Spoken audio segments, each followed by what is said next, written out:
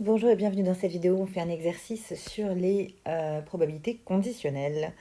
Et je vous ai écrit l'énoncé à l'avance parce qu'il est un peu long. Donc, deux candidats A et B se présentent à une élection. Dans notre monde, il n'y a ni vote blanc ni abstention, donc on peut voter que pour A et B.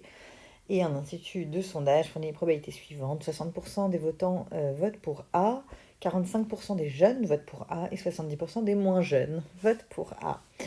Quelle est la proportion de jeunes? C'est la première question. Et quelle est la proportion de jeunes parmi les votants pour le candidat B? Ok. Donc, vous pouvez mettre pause, réfléchir par vous-même à la première et à la deuxième question. En attendant, voilà la réponse.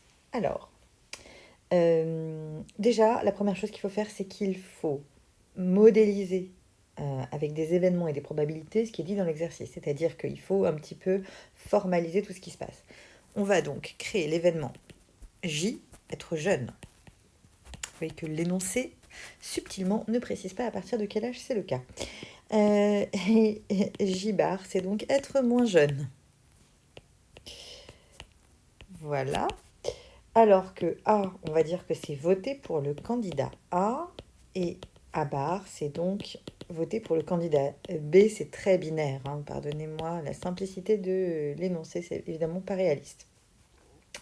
Très bien. Donc, ce qu'on sait, c'est que P de A vaut 60%, ça c'est dit dans l'énoncé.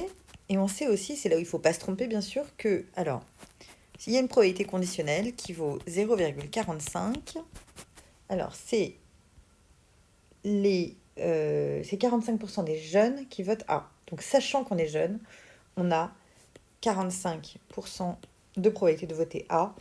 Et pareil, donc sachant que l'on est moins jeune, on a 70% de probabilité de voter A. Ok.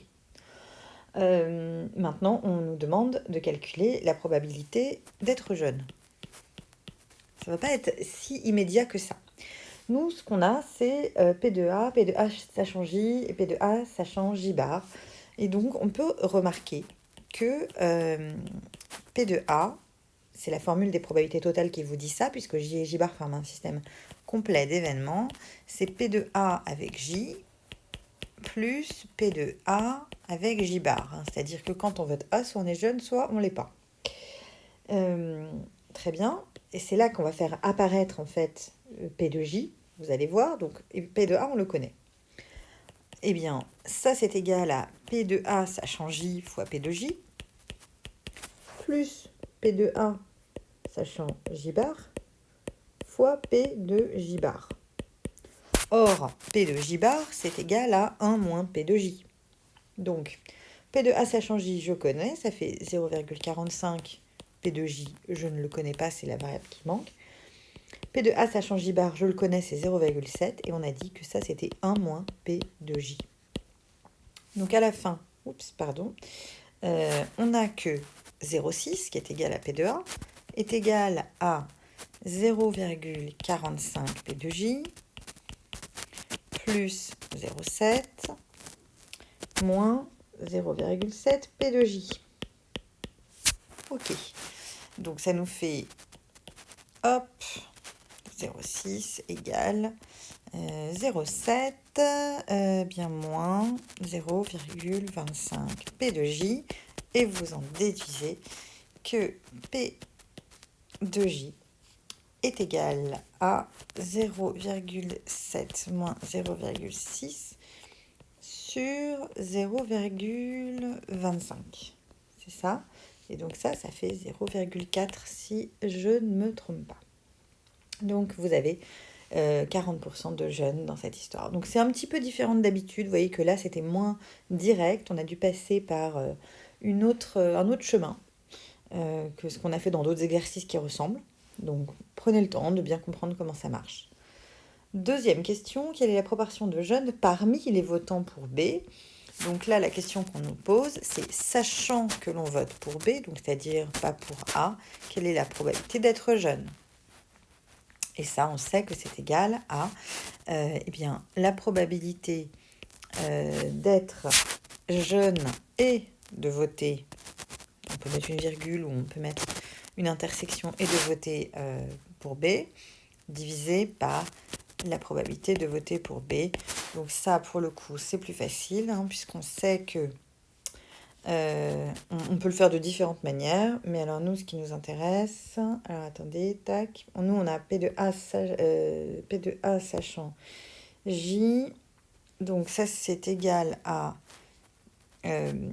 P de J moins P de J inter A, n'est-ce pas? Sur P de A bar. Pourquoi? Parce qu'on a la formule des probabilités totales qui nous dit que P de J, c'est égal à la somme de P de J inter A et de P de J inter A bar. Donc là, je l'utilise juste un petit peu à l'envers. Donc P de J, on vient de le calculer. P de A bar, on l'a puisqu'on a P de A. Donc il nous reste P de J inter A. Et pour P de J inter A, eh bien c'est facile, on a P de A sachant J et P de A. Donc P de J, c'est 0,4. Ici, j'ai P de J sachant A fois P de A. Donc P de J sachant A. P de A sachant J, je vais y arriver, 0,45 fois P de J. Hop. Divisé par 1 moins P de A, ce qui nous fait 0,4 moins 0,45 fois 0,4 divisé par... alors, il me semble que P de A, c'était 0,6. Donc là, c'est pareil, c'est 0,4. Donc tout ça, ça nous fait 0,55. Donc vous avez 55% des jeunes qui votent pour le candidat B.